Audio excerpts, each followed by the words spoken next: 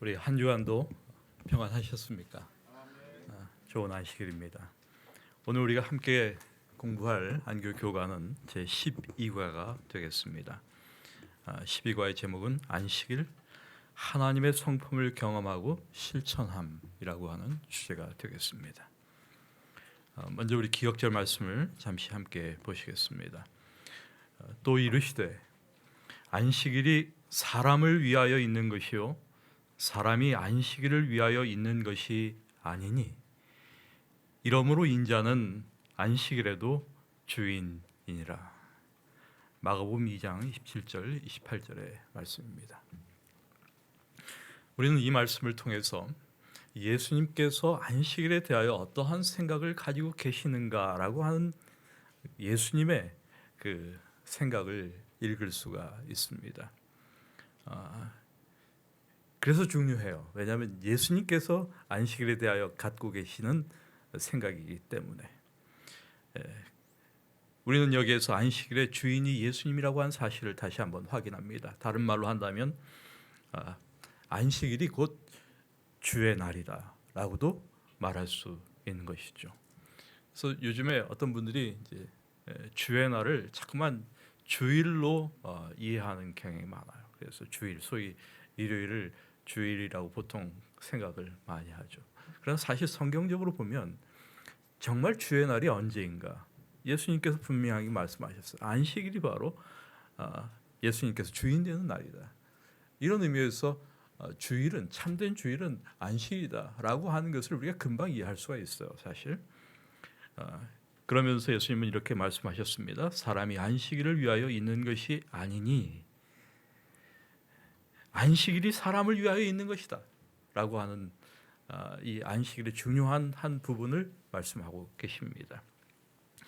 어떤 의미에서 이것은 하나님의 인간에 대한 선물이다 라고도 말할 수가 있습니다. 안식일은 다름 아니라 하나님께서 인간에게 주시는 그분의 선물이다. 왜 선물일까? 잠시 생각해 보면 좋을 것 같아요. 여러분, 소는 장갑을 위해서 존재합니까? 장갑은 손을 위하여 존재합니까? 사실 요즘 굉장히 춥잖아요. 우리가 장갑을 어떤 사람이 우리에게 이렇게 선물로 줄 수가 있습니다. 그래서 참 좋은 선물이에요. 사실 장갑을 우리가 받는 것은 겨울에 특별히 상당히 유용한 선물이라고 생각합니다. 그 장갑을 우리가 선물로 받는다는 것은 장갑이라고 하는 것이 우리를 위하여 내 손을 위하여 준비된 물건이기 때문에 선물이 될 수 있어요. 결코 손은 장갑을 위하여 존재하는 것이 아니죠. 안식일도 마찬가지. 안식일과 인간의 그 관계를 우리가 생각해 보면 안식일은 하나님께서 선물처럼 인간에게 주시는 거예요. 인간이 안식일을 위하여 존재하는 것이 아니란 뜻입니다. 마치 손이 장갑을 위하여 존재하는 것이 아닌 것처럼 말이죠. 그래서 우리가 안식일이 하나님의 선물이라고 하는 것을 이해하는 것은 상당히 중요한 문제가 아닌가 하는 생각이 들어요.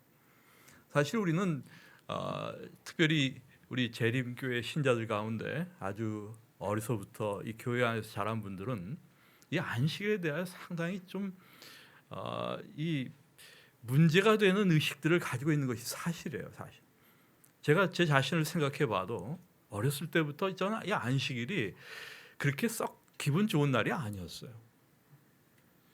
안식일 하면 항상 무슨 생각이 제일 먼저 들었는가 하면 오늘도 뭐 못하는 날이구나 이런 생각이 참 많이 들었어요. 그냥 항상 안식일은 무엇으로 구별되는 날이었는가 하면 무엇을 하지 말라고 하는 날로 구별되었어요. 이거 하면 안 된다, 저거 하면 안 된다. 항상 don't do 라고 하는 그러한 그 하나의 뭐 이렇게 규정이 많았어요. 그래서 늘 안식일은 어떤 의미에서 그렇게 뭐 이렇게 행복하고 즐겁고 뭐 복되고 뭐 이런 느낌이 별로 없었어요, 사실. 이거 오늘 못 하는구나, 이거 나 이거 하고 싶은데, 이런 느낌으로 늘 안식일이 다가왔어요. 그러나 제가 이제 나중에 안식일에 대한 의미를 많이 이해하게 되면서 이 안식일이 이런 날이 아니구나 하는 것을 비로소 알게 됐어요. 사실 안식일이 과연 하나님께서 우리에게 주시는 선물로서 다가올 수 있나, 이 문제는 참 안식일을 준수하는 재림 신자들에게 중요한 문제가 아닐 수가 없습니다. 그래서 이번 주 교가를 통해서 우리는 안식일이 우리에게 어떤 날인가, 안식일이 우리에게 정말 축복이 되는 그런 날인가, 정말 좋은 날인가, 행복한 날인가, 우리가 이 안식일을 통하여 큰 영적인 어떤 유익을 누리고 있는가라고 하는 이러한 문제를 오늘의 교가의 주제를 통해서 생각을 해보는 것은 매우 의미가 있는 그런 시간이 아닐까 생각이 듭니다. 여러분, 하나님은 우리에게 늘 좋은 것을 주시는 분이라고 하는 사실을 기억하셔야 돼요. 이 안식일이 하나님의 선물이다. 과연 하나님의 선물일까? 우리가 그 이야기를 오늘 함께 생각해 보려고 하는 것입니다. 사실 안식일이라고 하는 것은 무엇과 밀접한 관계를 가지고 있는가 하면 창조라고 하는 것과 굉장히 밀접한 관계를 갖고 있습니다. 그래서 창조와 안식일, 우리가 안식일의 의미를 많이 이해하면 이해할수록 우리는 안식일의 그 축복을 더 많이 경험할 수 있다는 사실을 먼저 기억하셔야 합니다. 그래서 우리가 지금부터 우리가 안식일이 가지고 있는 그 풍부한 영적인 의미들을 여러 가지 그 각도에서 조명하고 생각을 해보려고 하는 것이죠. 우선 창조와 관련해서 이 안식일을 좀 생각을 해보려고 합니다. 사실 창조라고 하는 그 이야기, 창세기 1장과 2장의 이야기는 우리에게 굉장히 중요한 풍요한, 아주 풍요로운 그 우리가 가지고 있는 우리의 신앙의 굉장히 중요한 신조들과 매우 밀접히 연결되어 있습니다. 특별히 하나님에 대한 신론도 마찬가지입니다. 이거 다 창세기 1장에서부터 다 나오는 거예요. 성령론 마찬가지입니다. 인간론도 마찬가지죠. 안식일도 마찬가지입니다. 우리가 창세기 1장과 2장을 보시면 창조 이야기가 나오는데 창조 이야기가 하나가 아니라 두 개로 기록되어 있는 것을 확인할 수가 있습니다. 창세기 1장 1절부터 2장 4절까지 창조 이야기가 하나가 등장하죠. 그리고 창세기 2장 4절부터 25절까지 두 번째 창조 이야기가 나오는 것을 볼 수가 있습니다. 우리에게 금방 이런 의문이 생길 수가 있어요. 왜 창조 이야기가 두 개가 있을까? 왜 이 이야기가 하나로 만들어져 있지 않고 두 개로 나누어져서 창세기 1장과 2장에 이렇게 따로따로 기술되어 있을까? 이런 생각을 우리가 해볼 수가 있습니다. 사실 우리가 창세기 이 두 창조 이야기를 가만히 비교하고 관찰해 보면 이 두 이야기가 차이점이 있다는 사실을 금방 알 수가 있어요. 그 차이점을 통해서 이 두 이야기는 서로 어떤 부분을 보완하고 있다고 하는 사실을 또한 금방 확인할 수가 있습니다. 이런 의미에서 이 두 이야기는 상호 보완적인 이야기다라고 말할 수가 있죠. 그래서 먼저 우리가 창세기 1장 1절부터 2장 4절 첫 부분까지의 첫 번째 창조 이야기를 보게 되면 이 이야기는 무엇을 담고 있는가 하면 7 days, 7날, 첫째 날, 둘째 날부터 해가지고 이 7일 동안의 창조 이야기를 담고 있음을 우리가 확인할 수가 있습니다. 그런데 창세기 2장 4절 그 약간 중간부터 25절까지의 두 번째 창조 이야기는 무슨 이야기를 담고 있는가, 어디에 초점을 맞추고 있는가 하면 이 창조의 7일 가운데 하루에 초점을 맞추고 있어요. One day. 그 하루가 바로 다름 아니라 여섯째 날에 초점을 맞추고 있음을 확인할 수가 있습니다. 다시 말해서 무엇에 초점을 맞추고 있는가 하면 인간 창조에 초점을 맞추고 있다는 사실을 확인할 수가 있습니다. 우리가 또 이렇게 성경 본문을 이렇게 관찰해 보면 이 첫 번째 창조 이야기에 등장하는 하나님의 이름과 두 번째 창조 이야기에 등장하는 하나님의 이름이 서로 다르다는 사실을 또 확인할 수가 있어요. 이건 굉장히 흥미로운 관찰입니다. 창세기 1장에 등장한 하나님은 무슨 하나님, 어떤 하나님으로 나타나는가 하면 소위 엘로힘이라고 하는 단어를 사용해서 하나님을 표현하고 있습니다. 그래서 엘로힘이 등장해요. 그런데 창세기 2장의 하나님은 엘로힘이 아니에요. 여호와 하나님이에요. 야훼가 등장합니다. 그러면 여러분, 엘로힘과 야훼라고 하는 두 단어가 다 하나님을 나타내는 그러한 용어지만은 이것이 가지고 있는 의미는 꽤 달라요. 이 엘로힘이라고 하는 하나님의 그 의미는 강한 능력 있는 하나님을 묘사할 때 사용하는 단어입니다. 그런데 야훼라고 하는 이 단어는 언제든지 어디든지 계시는 하나님을 나타낼 때 사용하는 그러한 용어입니다. 여러분, 사실 엘로힘과 야훼를 비교해 본다면 어느 단어가 훨씬 인간에게, 우리에게 더 친숙하고 가까운 단어일까요? 엘로힘일까요? 야훼일까요?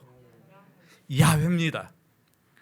사실 엘로힘이라고 하는 단어가 사용되는 것은 하나님이 굉장히 초월적인, 하나님의 초월성을 강조하는 단어예요. 하나님 멀리 계신 하나님의, 사실은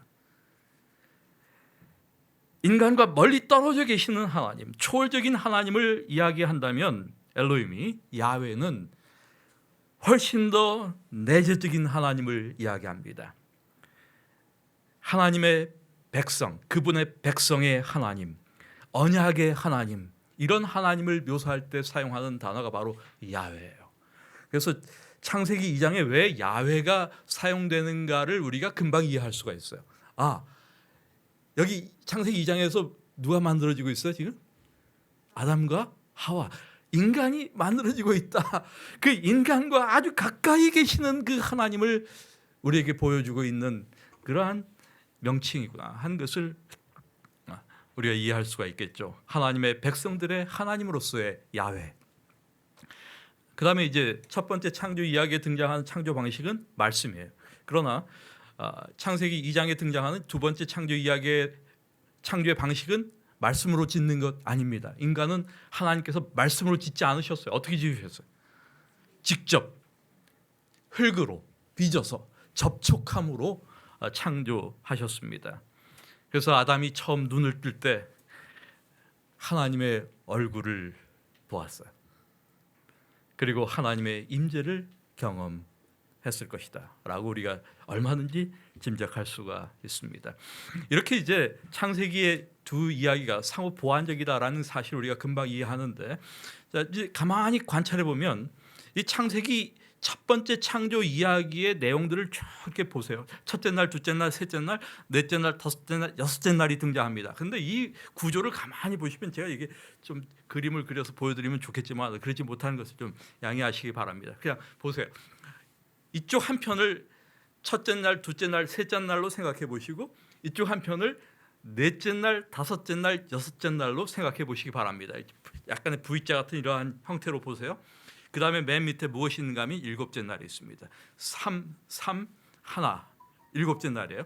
그런데 이 첫째 날과 이쪽에 있는 넷째 날, 이것이 서로 대칭이에요.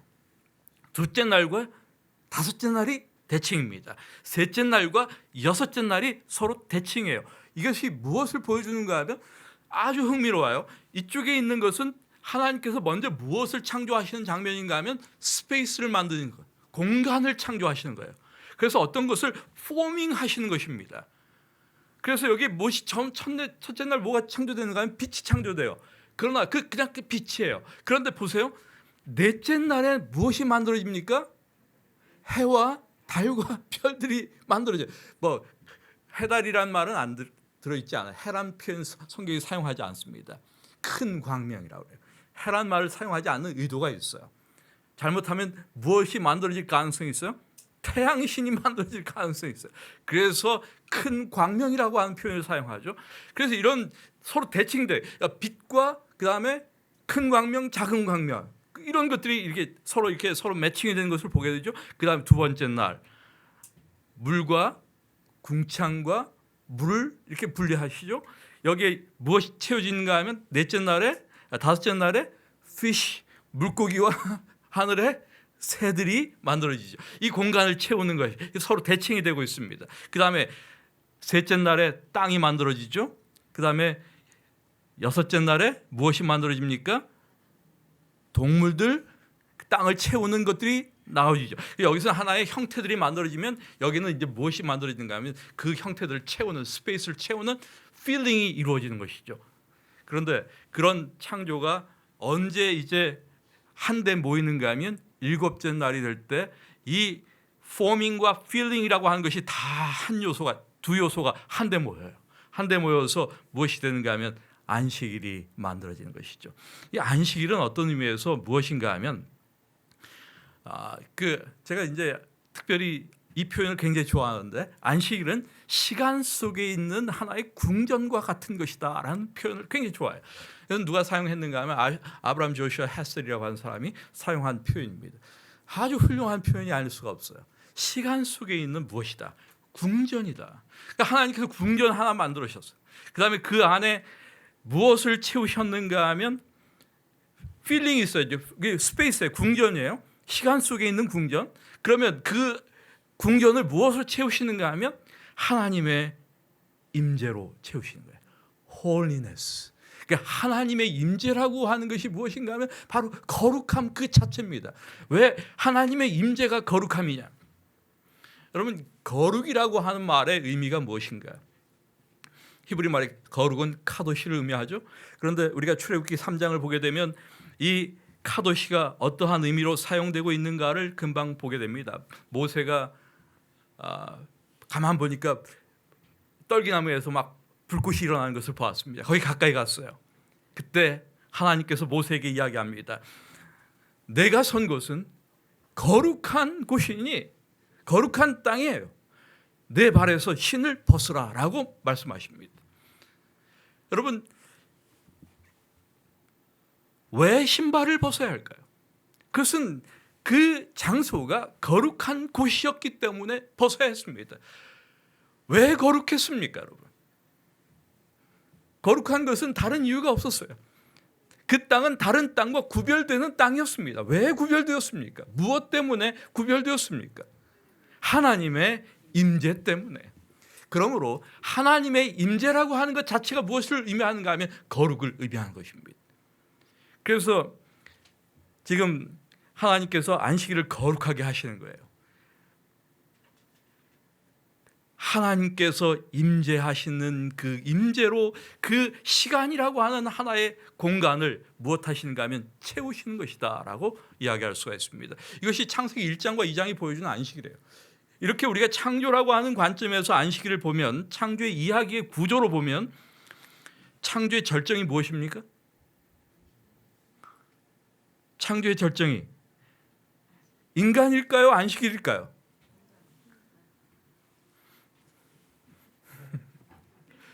창조의 절정이 무엇일까? 이 구조로 보니까 딱 지금 어디에 왔어요? 지금 이렇게 V자 같은 이런 형태로 딱 왔어요. 맨 마지막에 뭘로 왔습니까? 안식일로. 이 구조로 보니까 안식일이 무엇이구나, 창조의 절정이구나 하는 걸 우리가 알 수가 있어요. 그런데 명백히 구조로 보면 창조의 절정은 안식일인데, 보통 우리는 인간을 창조의 무엇이라고 부르는가 하면 면류관이라고 부릅니다. 인간은 창조의 면류관이다. 그런데 정말 그렇습니까? 인간이 정말 창조의 면류관입니까? 창조의 면류관이에요. 어떻게 우리가 알 수 있어요? 창세기 2장의 두 번째 창조 이야기가 그 사실을 우리에게 보여주는 것이죠, 사실. 왜냐하면 여섯째 날까지의 모든 창조, 이 창조 동안 하나님께서는 무엇을 만드셨는가 하면 모든 물리적인 것을 다 창조하셨어요. 그리고 모든 것이 다 창조된 다음에 나서 무엇이 창조되는가 하면 인간이 창조되는 것이죠. 이런 창조의 과정을 통해서 그 두 번째 창조 이야기를 통해서 우리가 확인할 수 있는 것은 인간은 창조의 면류관이 틀림이 없구나라고 하는 사실을 확인하는 것이죠. 그래서 인간이야말로 하나님의 창조의 면류관이다라고 우리가 말할 수가 있습니다. 그런데 이렇게 인간이 창조의 면류관임에도 불구하고 우리가 기억해야 할 것은 안식일은 창조의 절정이라고 하는 사실이에요. 그래서 우리가 무엇을 생각해 볼 필요가 있는가 하면 안식일이 없는 창조 이야기를 한번 생각해 볼 필요가 있습니다. 만약에 안식일이 없다. 여섯째 날로 모든 것이 종결되었다. 인간의 창조로, 창조의 면류가 아닌 인간이 창조됨으로 모든 것이 끝났다라고 한번 생각해 보세요. 그러면 모든 것의 중심이 무엇이 될까? 인간이 되겠죠. 모든 것의 중심이 인간이 되겠죠. 창조 이야기야말로 인간 중심의 이야기가 되고 말 것이죠. 그렇지만 제7일 안식일을 통해서 우리는 인간이 하나님과의 관계를 위하여 창조되었다고 하는 사실을 확인한 것입니다. 그래서 사람들의 삶을 통해서 하나님의 임재를 경험하도록 인간이 창조되었다. 하나님을 의존해야 할 존재로 인간이 창조되었다라는 사실을 확인하는 것입니다. 여러분, 이 부분은 굉장히 중요해요. 특별히 우리가 안식일을 이해할 때 있어서. 그래서 창조와 안식일의 그 이야기를 통해서 우리가 생각할 수 있는 세 가지의 중요한 키워드가 있습니다. 이 창조 모든 이야기를 통해서 안식일과 관련해서 첫째는 안식일이라고 하는 것은 하나님과의 관계를 위한 날이구나 하는 것을 금방 알 수가 있어요. 그래서 하나님의 선물이에요. 하나님과의 관계를 위한 날. 두 번째, 하나님의 임재를 경험하는 날이에요. 하나님의 임재예요. 하나님과의 관계. 두 번째는 하나님의 임재입니다. 그래서 relationship with God, 하나님과의 관계. 그 다음에 presence of God, 하나님의 임재. 이것을 우리가 경험하는 날이에요. 세 번째는 dependence예요. 우리가 하나님께 의존되어 있다는 사실을 확인하는 날입니다. 이 세 가지가 안식일에 있어서의 가장 중요한 기본적 이해 중에 하나입니다.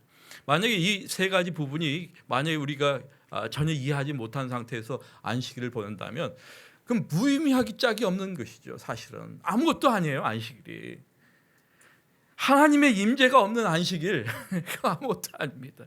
하나님과의 관계가 없는 안식일, 그게 무슨 의미가 있는 날이에요.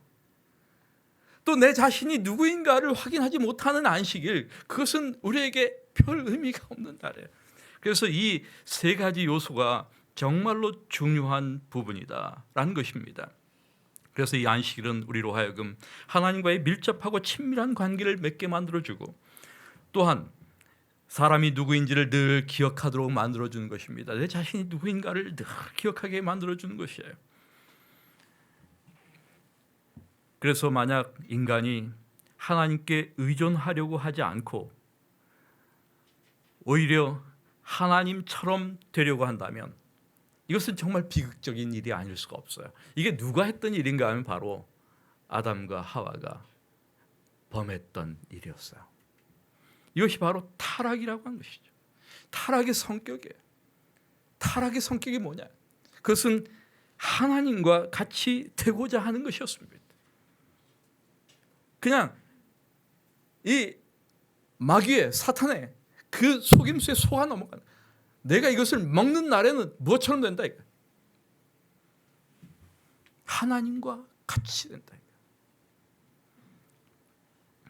그러므로 안식일은 우리로 하여금 창조주 하나님과 관계를 맺게 하고 그분의 임재를 경험하게 하고 우리가 그분께 의존되어 있음을 상기시켜주는 그런 날이다 라고 하는 것을 우리가 꼭 기억할 필요가 있습니다. 여러분,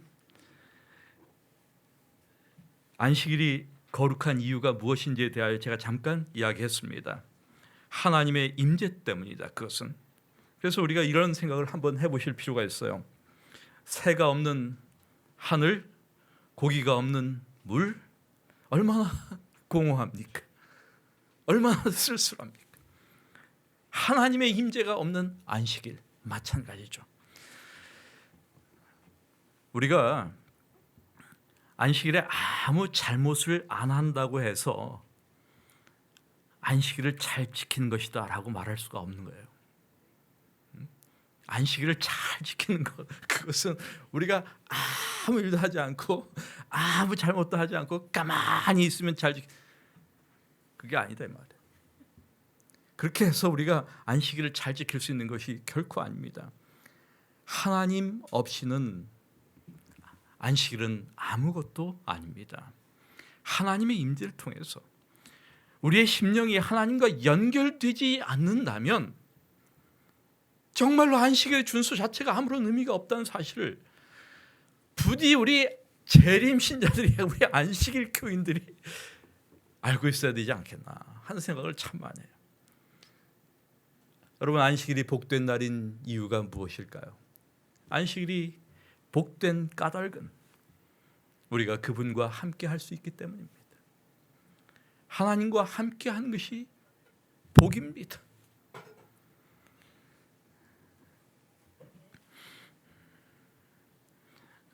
그런데 안식일이 이제 구별이라고 하는 말과 매우 관계가 많아요. 거룩이라고 하는 말 자체가, 이 카도시라고 하는 말 자체가 set apart from, 무엇과 구별되다, 이런 의미가 많이 들어있어요. 그런데 구별되는데 무엇을 위하여 구별되나라고 하는 것도 굉장히 중요한 문제입니다. 그것은 하나님을 위하여 구별하는 것입니다. 다시 말해서 하나님을 위하여 봉사하기 위하여 구별하는 것, 그렇게 구별하는 시간, 이런 것이 바로 안식일을 우리가 거룩히 지킨다라고 하는 그 말이 담고 있는 의미라고 하는 것을 기억하셔야 돼요. 우리는 안식일을 거룩히 지킨다라고 하는 이 말을 너무 율법주의적인 그러한 관점에서 이해하는 경향이 너무 많아요. 진정 안식일을 거룩히 지킨다라고 하는 말의 의미가 무엇인가? 안식일을 거룩히 구별하는 것이죠. 누구를 위하여? 하나님을 위하여. 그러면 하나님을 위하여 우리가 안식일을 구별할 때 어떠한 방식으로 구별하는가? 무엇을 통하여 구별되어지는가? 그 시간은. 이런 것들을 우리가 생각해 보아야 될 것입니다. 사실 이 부분과 관련해서 우리가 좀 생각할 수 있는 것 중에 하나가 무엇인가 하면, 이스라엘 백성들의 어떤 영적 상태를 이렇게 보여주는 하나의 그 바로미터, 그 역할을 했던 것이 바로 무엇이었는가 하면 안식일이었습니다. 사실 안식일에는 우리가 늘 중요하게 생각해야 할 부분이 안식일 정신이에요. 하나님은 안식일을 통해서 인간에게 어떤 선물을 주시는가, 그리고 인간으로 하여금, 우리로 하여금 무엇을 배우게 하시는가를 주목해야 합니다. 이 안식일의 정신 자체는 하나님은 어떤 분이시다. 우리가 오늘의 그 공부의 제목도 그 얘기를 하고 있어요. 하나님의 성품과 관련돼서 하나님이 어떤 분이신가를 보여주는 것입니다. 인간에게 무엇을 주시는 하나님, 축복을 주시는, 복을 주시는 하나님, 가장 좋은 것을 주시는 하나님, 이러한 정신이 안식일에 포함되어 있는 대단히 중요한 의미들이에요. 그래서 이스라엘 백성들에게 있어서 안식일의 그 어떤 준수, 안식일의 정신은 어떤 방식으로 구현되어져야만 마땅했는가? 그것이 이사야 58장의 이야기예요, 사실은. 그런데 이사야 58장에 있는 말씀들을 우리가 가만히 보게 되면 어떤 말씀들을 우리가 볼 수가 있을까요? 거기에서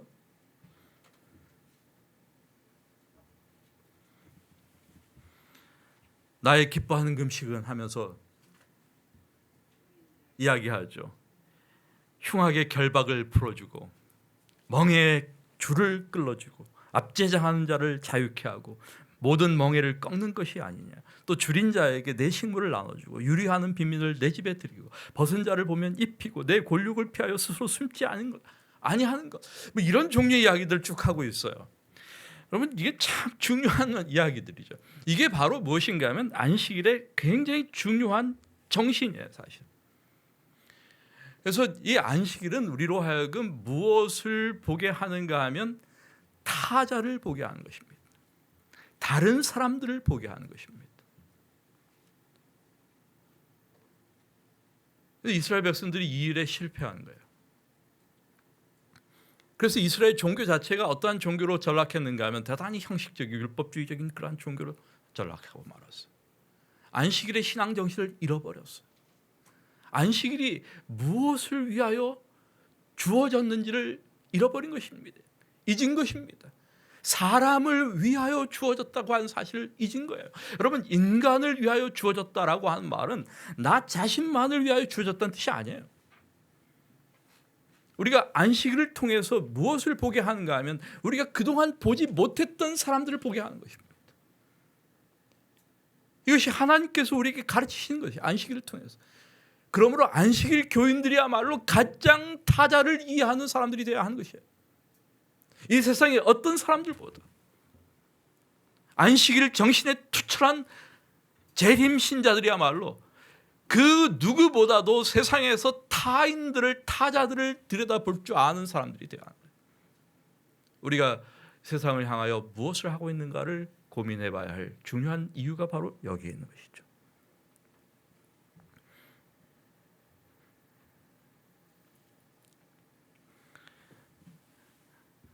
안식일이 가지고 있는 그 풍부한 의미들, 오늘 또 교가를 통해서 우리가 하나 더 생각할 수 있는 것 중에 하나는 무엇인가 하면 하나님께서 안식일을 통해서 이스라엘 백성들에게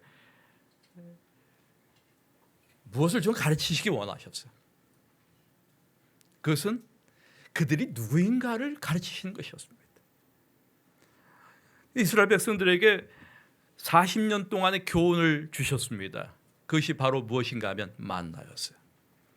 이 만나는 삼중의 기적을 보여주는 그러한 사건이었습니다. 왜 삼중의 기적인지는 아시죠? 여섯째 날에 만나가 갑절로 내리고 일곱째 날에는 내리지 않고 그런데 두어도 썩지 않았습니다. 이게 삼중의 기적이었습니다. 이런 날마다의 기적을 통해서 이스라엘 백성들은 무엇을 배울 수 있었을까요? 하나님께서 우리를 돌보고 계시구나 하는 사실을 알게 됐어요. 하나님의 돌보심. 이것이 바로 그들은 매일 보던 기적을 통하여 느끼는 중요한 교훈이었습니다. 하나님이 우리를 돌보고 계시는구나. 우리가 누구구나. 그러고 보니까 하나님의 백성이구나. 이 사실을 늘 확인하는 것이었습니다. 여러분, 그러므로 이 안식일은 매우 특별한 의미를 그들에게 가지고 있었습니다. 그들의 구원자이신 하나님을 경이롭게 바라보면서 우리가 그분의 백성이 된다는 것을, 그 백성이 된다고 하는 것의 의미를 다시 한번 재발견하는 그러한 날이었습니다. 하나님과의 언약 관계를 다시 한번 기억하는 그런 날이었습니다. 우리가 누구인가? 우리가 하나님의 백성이구나. 이 사실을 확인하는 그런 날이었다. 지금도 마찬가지. 우리에게도 마찬가지입니다. 매 안식일마다 우리는 하나님의 한 주일간에 우리를 돌보신 그 돌봄을 다시 한번 상기합니다. 그리고 우리가 누구인가를 다시 한번 기억하는 것이죠. 이런 것들이 바로 안식일이 우리에게 제공하고 있는 특별한 의미라고 하는 것을 다시 한번 생각해 봅니다. 이제 또 우리가 안식일에 대한 예수님의 가르침을 잠깐 또 살펴보면 상당히 또 의미 있는 것들을 발견할 수가 있습니다. 사실 안식일 문제는 예수님께서 이 땅에 계실 때 그 당시 유대인들, 바리새인들 이런 그 당시의 종교 지도자들과 늘 마찰이 되던 문제 중에 하나였어요. 무엇이 문제였습니까? 예수님 뭐 안식일 안 지키셨어요? 예수님 안식일 안 지키셨어요? 안 지키셔서 문제가 됐습니까? 아니에요. 예수님은 안식일마다 회당에 가셔서 예배하셨습니다. 안식일 잘 지키셨어요, 예수님께서. 그런데 무엇이 항상 문제였어요? 안식일 지키는 방식이 문제였어요. 어떻게 안식일을 지키느냐, 이게 문제가 됐어요. 그래서 안식일을 어떻게 지키느냐라고 하는 것은 이 예수님 당시에도 대단히 중요한 문제가 아닐 수가 없었습니다. 이스라엘 백성들에게, 그 유대인들에게 있어서 특별히. 유대인들은 예수님이 안식일 지키는 방식 자체가 아주 못마땅했어요. 도대체 어떻게 지키셨길래 예수님께서.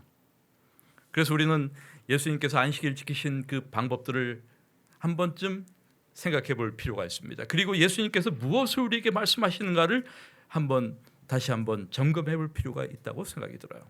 사실 오늘날도 마찬가지예요. 종종 우리 신자들은 안식일을 어떻게 지켜야 하는가라고 하는 문제 때문에 갈등할 때가 참 많습니다. 어떤 분들은 그런 질문해요. 목사님 하면서 안식일에 이거 해도 되나요? 이렇게 물어봐요. 안식일에 이거 해도 되나요? 안식일에 이거 먹어도 돼요? 여기 가도 돼요?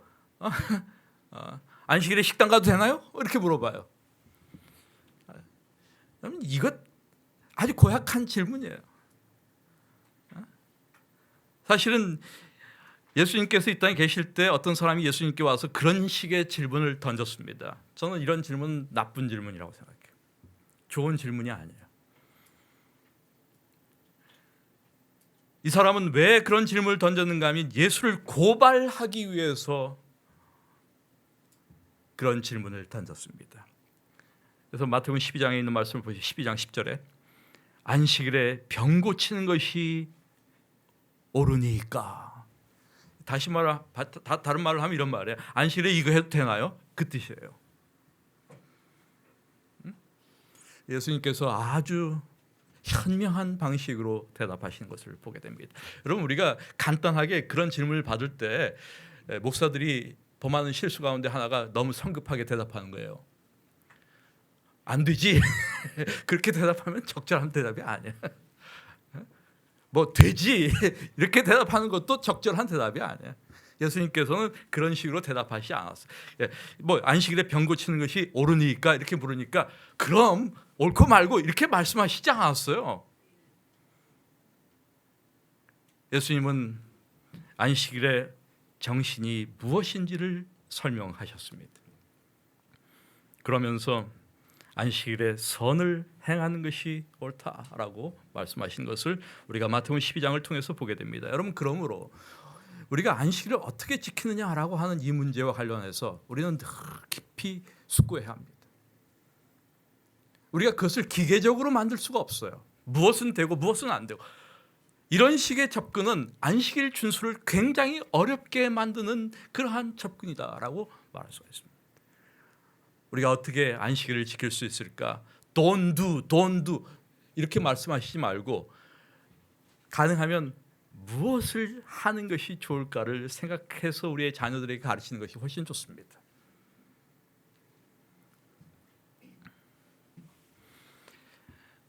어떤 사람들은 또 전통주의와 고정관념을 가지고 안식일을 접근하는 사람들도 아주 많습니다. 그래서 규범적으로 규칙을 가지고 안식일을 접근하는 그러한 예들도 볼 수가 있어요. 또 누가복음 13장에 나오는 이야기가 바로 그 이야기예요. 여기에서도 회당장이 등장하죠. 예수께서 안식일에 병 고치시는 것을 분내어 그렇게 얘기했어요. 무리에게 이르되 일할 날이 엿새가 있으니 그동안에 와서 고침을 받을 것이요 안식일에는 하지 말 것이다. 이렇게 이야기합니다. 이것은 다른 말로 한다면 무엇을 보여주는가 하면 소위 말해서 전통주의적 사고를 보여주는 것이죠. 고정관념의 문제를 우리에게 보여주는 것입니다. 그래서 사실 이 안식일 준수와 관련해 가지고는 이런 종류의 고정관념 혹은 전통주의가 너무 많아요, 사실은. 그래서 이런 것들을 우리가 어떻게 극복해야 할까라고 하는 것 상당히 중요한 우리에게 도전이 아닌가 하는 생각이 들 때가 종종 있습니다. 여러분, 안식일은 또한 공동체를 위한 시간이기도 합니다. 예수님께서 어떻게 안식일을 보내셨나 잘 보세요. 매주 어디 가셨어요? 예수님? 회당에 가셨어요. 사실 이 회당이라고 하는 이 장소 상당히 중요한 장소였습니다. 이 당시에 예수님의 제자들 역시 예수님을 통해서 이것을 배웠어요. 그래서 그 모본을 따른 것을 보게 됩니다. 바울도 마찬가지였습니다. 그래서 사실 회당은 유대인들과 하나님을 경외하는 이방인들에게 예수님을 알리기에 가장 적절한 장소였습니다. 그래서 바울이 안식일에 회당을 늘 방문했어요. 사도행전 17장 2절에 있는 말씀이죠. 바울이 자기의 관례대로 늘 하던 대로 그 말이에요, 여러분. 전 정말 이해가 안 가는 부분 중에 하나가 무엇인가 하면 왜 어떤 사람들은 신약 성경에서 사도들이 안식일을 준수한 기록을 찾을 수 없다라고 말하는지 잘 모르겠어요. 이렇게도 분명한데, 이렇게도 여러 곳에 나오는데 바울이 자기의 관례대로 그들에게로 들어가서 새 안식일에 성경을 가지고 강론하며, 우리는 사도행전에서 바울이 안식일을 준수한 여러 사례들을 얼마든지 확인할 수 있다는 사실을 여러분 주목하시기 바랍니다. 이런 의미에서 볼 때 교회라고 하는 장소는 안식일에 딱 오기 좋은 장소예요. 그럼 우리가 안식일에 예배당에 오는 이 교회에 오는 것은 굉장히 의미 있는 일입니다. 중요한 일입니다. 왜냐하면 교회는 교육과 배움의 장소이기 때문입니다. 우리가 이 안식일에 교회에 모여서 하나님 말씀을 연구하고 함께 우리의 모든 삶의 경험들을 나누고 공유하는 이러한 훌륭한 영적인 경험들을 갖는 것은 매우 의미 있고 중요한 일이라고 말할 수가 있습니다. 오늘의 우리 안식일 이 주제를 정리하면서 꼭 우리가 기억해야 할 것 다시 한번 강조합니다. 여러분, 안식일은 하나님께서 우리와 함께 하신 날이다. God with us. 임마누엘이죠, 사실. 그 임마누엘의 경험을 하는 날이 다름 아니라 안식일이다. 그래서 우리는 하나님과 무엇을 갖는다? 관계를 갖는다. Relationship with God. 그다음 우리는 하나님의 무엇을 경험한다? 임재를 경험한다. Presence of God. 하나님의 임재를 경험한다. 그리고 우리가 어떤 존재인지를 확인한 것입니다. 우리는 하나님을 의존해야 하는 그러한 존재라고 하는 사실을 확인한 것이죠. Dependency. 이 세 가지 중요한 키워드를 우리 오늘 교가를 통해서 우리가 꼭 기억했으면 좋을 것 같습니다. 안식일과 관련해서 안식일은 하나님께서 우리에게 주신 선물임에 틀림 없죠? 이런 의미에서 안식일은 복되고 즐거운 그런 거룩한 날이다라고 우리가 이해할 수가 있습니다. 이상으로 오늘 안교 교가를 마치도록 하겠습니다.